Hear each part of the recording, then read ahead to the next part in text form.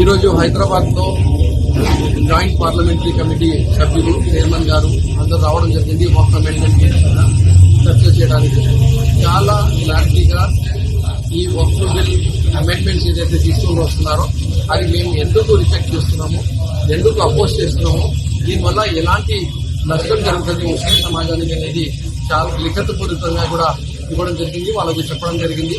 ఎందుకంటే దీంట్లో కొన్ని అంశాలు జస్ట్ తొందరగా మీకు అందరికీ అర్థం కావాలంటే చెప్పాలంటే, రెవెన్యూ అథారిటీ అంటే ఈ భూమి గవర్నమెంట్ గా వద్దా అనేది కలెక్టర్ కి అథారిటీ ఇచ్చేస్తామని చెప్తున్నారు.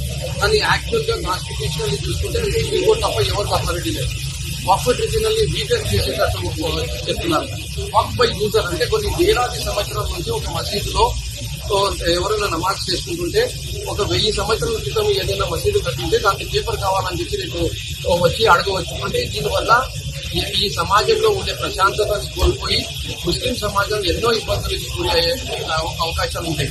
సో ఈ బిల్లు కావాల్సిన కించపరచడానికి, ఇబ్బంది పెట్టడానికి, ముస్లిం సమాజానికి గందరగోళంలో వేయడానికి మాత్రమే ఉంది అనేటట్టు మాకందరికీ అనిపిస్తుంది. కాబట్టి దీనికి కేటగిరికల్ గా మేము స్పష్టంగా రిజెక్ట్ అపోజ్ చేస్తున్నాము. అలాగే మా వైఎస్ఆర్ కాంగ్రెస్ పార్టీ తరఫు నుంచి మా అధ్యక్షులు వైఎస్ జగన్మోహన్ రెడ్డి గారు చాలా స్పష్టంగా క్లారిటీగా ఈ బిల్ ని అపోజ్ చేయండి, రిజెక్ట్ చేయండి అని చెప్పి చెప్పడం జరిగింది.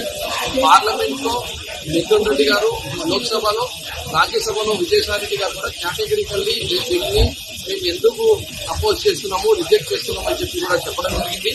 అలాగే ఈ రోజు జాయింట్ పార్లమెంటరీ కమిటీ మెంబర్ గౌరవ విజయసాయి రెడ్డి గారు కూడా లిఖితపూర్వకంగా కూడా మేము ఈ బిల్ని అపోజ్ చేస్తున్నాము, రిజెక్ట్ చేస్తున్నామని చెప్పి కూడా చెప్పడం జరిగింది.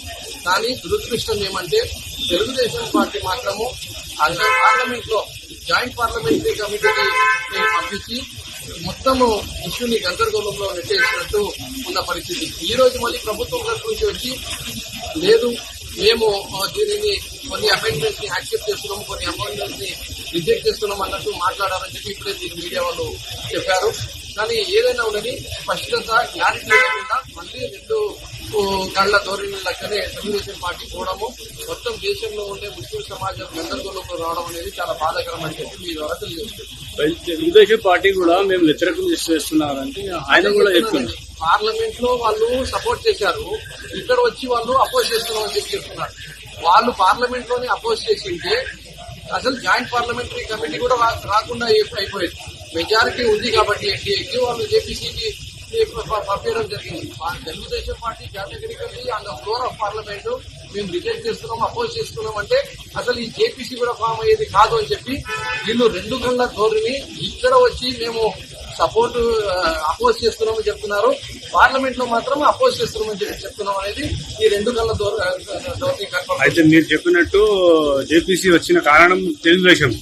అవును, జేపీసీకి రావడం అనేది అంటే ఆ రోజు వాళ్ళు కేటగిరికల్లీ నో మేము రిజెక్ట్ చేస్తున్నాము అని చెప్పింటే అసలు జేపీసీకి కూడా వచ్చేది కాదు, అక్కడే బిల్లు అనేది అపోజ్ అయిపోయేది. ఆన్ ద ఫ్లోర్ లో నంబర్స్ లేవు కాబట్టి బిల్లు ఎన్నికి వెళ్ళిపోయేది.